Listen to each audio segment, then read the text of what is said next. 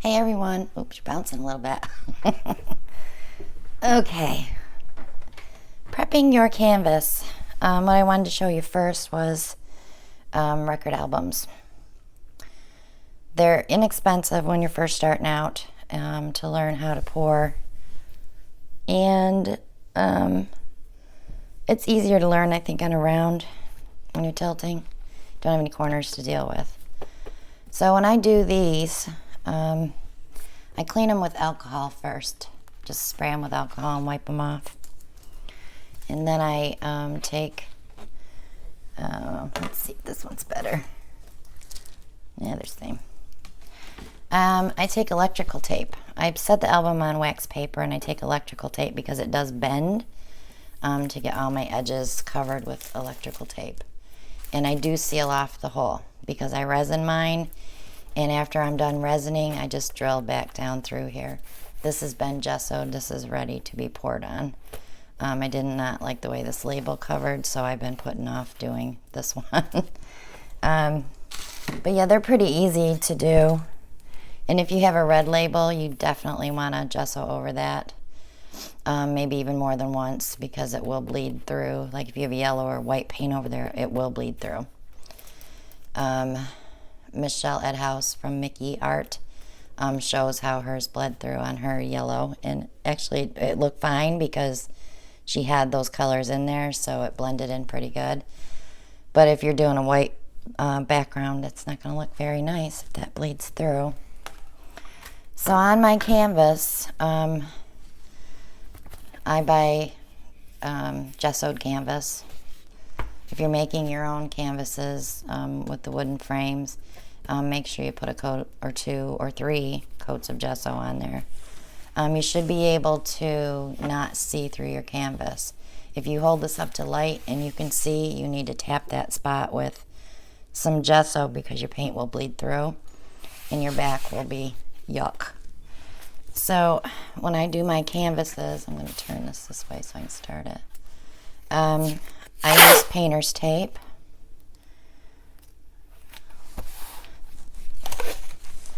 And some of these tapes are not fun to use, let me tell you. But I do my 2 long sides first because it's just easier for me. Crappy tape. Crappy tape. Don't buy expensive painter's tape either. You can use masking tape as well. Masking tape will do the trick too. But this tape will stay on until you're done varnishing. And then when you take it, when I'm done varnishing paintings, I'll show you how I take it off.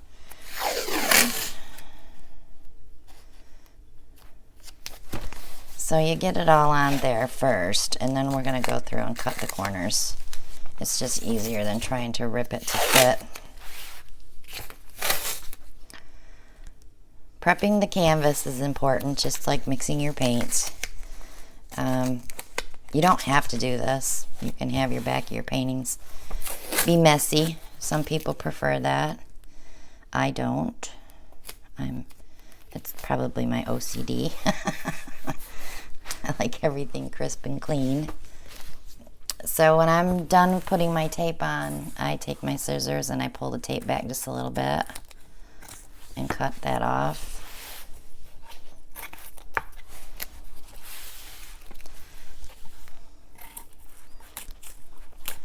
Now, the cheaper the canvas, this is a level 2 canvas, so you have a good wood frame on this one, which will be easier to put your push pins in. Push pins are a pain in the butt sometimes, let me tell you. My poor fingers get so sore.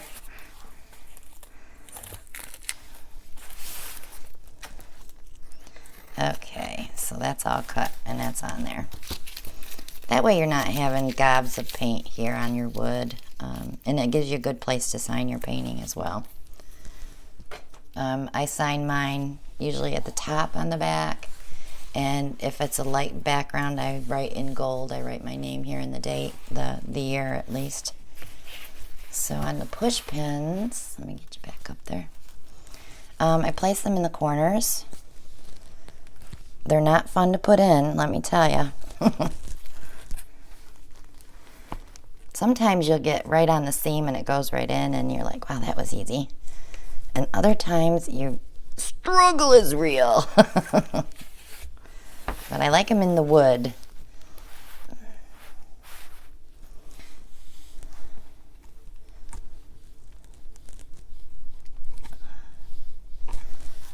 And after you get these in, you do want to check to make sure you're level, because sometimes you might have one in farther than the others, and that'll cause problems with runoff. So I am spot on.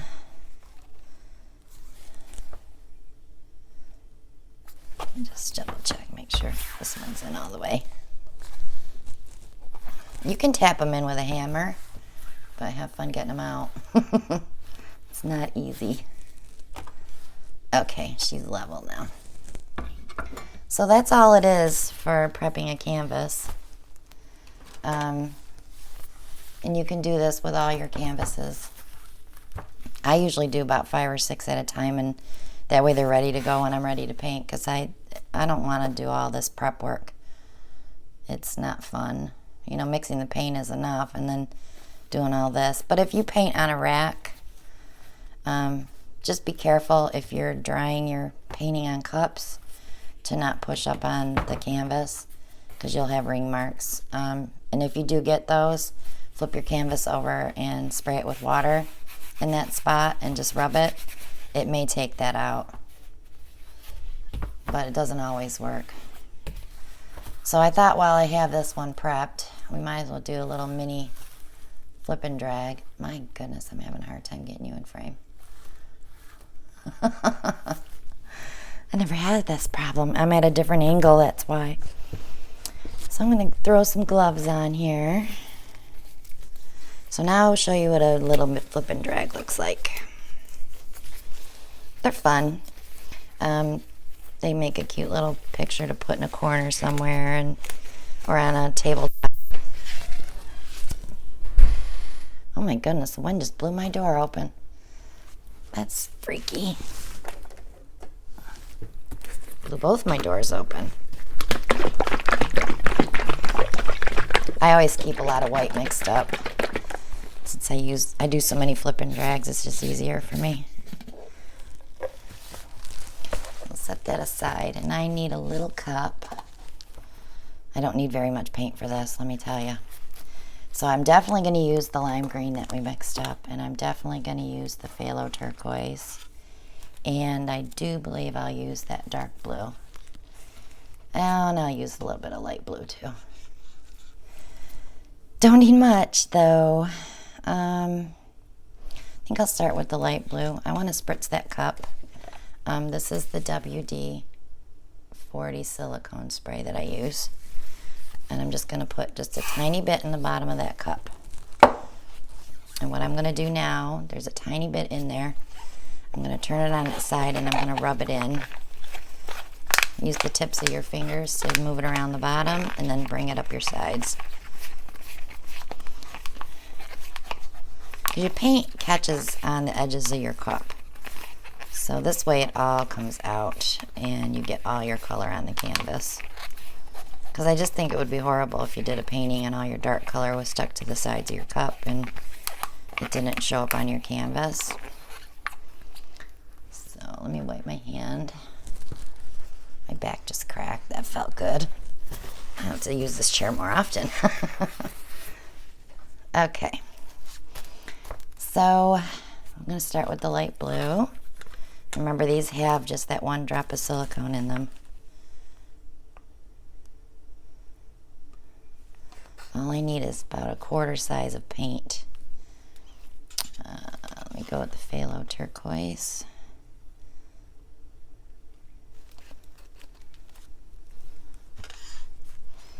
And the lime green.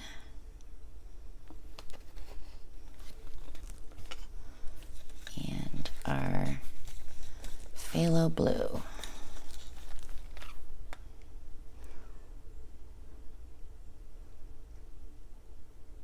That was an air bubble. It was not a clump. I saw the bubble on edge. Okay, so now I have company. give that just a tiny little stir with a toothpick. Oh my goodness, Alan Welch. My hubby's out here. Alright, so now I'm going to place this in the middle of the canvas and flip it over. And you can watch the paint release from the bottom of the cup.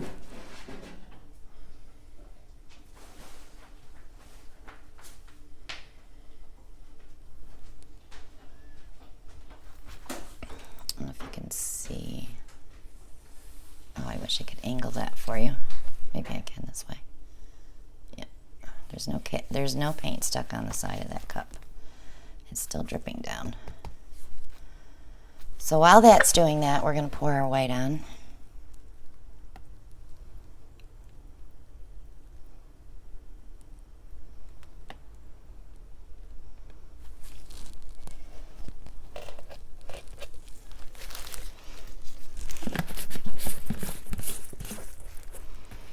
There goes the door again. Wasn't the hubby this time. I have spooks. Sorry. He fixed it. I'm just going to move this around a little bit. Using my palette knife. The palette knife could become your best friend.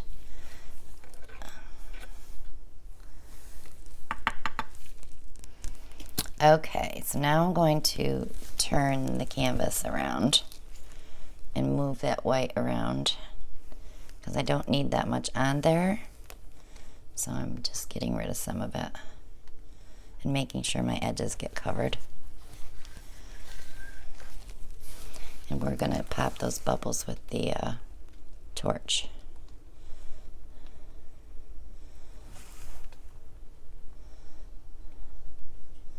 And I have some color coming out, so I'm going to stop where I'm at.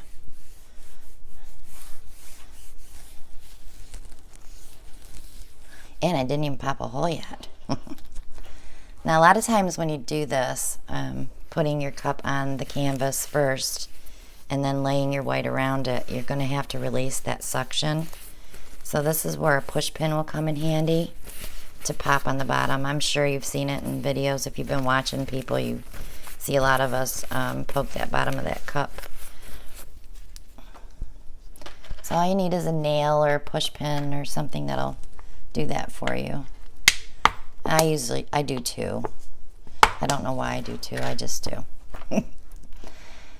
And now I'm going to move the cup around. You want to just glide it on the top of the paint. Try not to scrape the canvas. And I'm going to keep doing this until I run out of paint.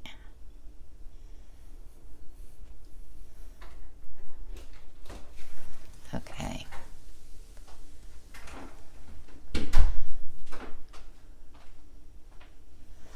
All right, so now I'm just going to move this a little bit.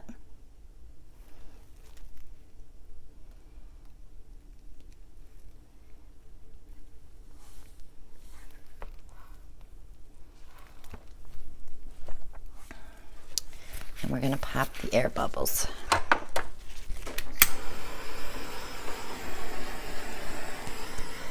And this will bring up a few cells as well.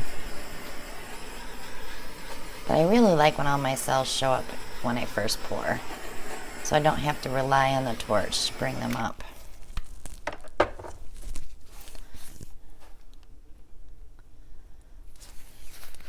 So now if you've been watching me, you know that I airbrush. I wanted to show you how to do a flip and drag. I'm sorry, you weren't even in frame. But I do want to use the torch to, or I'm sorry, the airbrush to feather this out a little bit. So you can stick with me or head on over to the next video. But if you haven't subscribed yet, please click below and click on that little bell next to the subscribe button, and you'll be notified when I upload the next video. Click like and share and leave a comment, and I will definitely answer your comments and questions. If you have a more in-depth question that you need to ask me, you can go over to Facebook and look up Christina Welch Art and send me a message through there, and I will definitely get back to you within 24 hours usually. So if you're heading out, good luck to you on your pouring adventures. But I'm going to stick here with the camera rolling, and I'm going to feather this out just a little bit.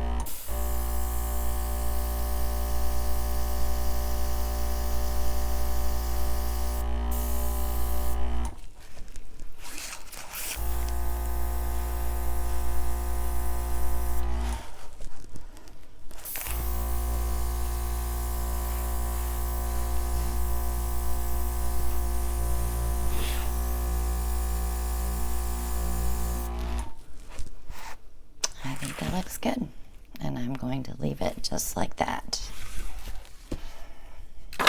Oops. A final torch. And off to the drying rack she goes. Thanks everybody for sticking here and watching. Our next video will probably be on cleaning. And the video after that will probably be varnishing. So if there's something you want to see, please shoot me a message, let me know. I'll be sure to cover that with you. So thanks for watching everyone, and you have yourselves a great afternoon.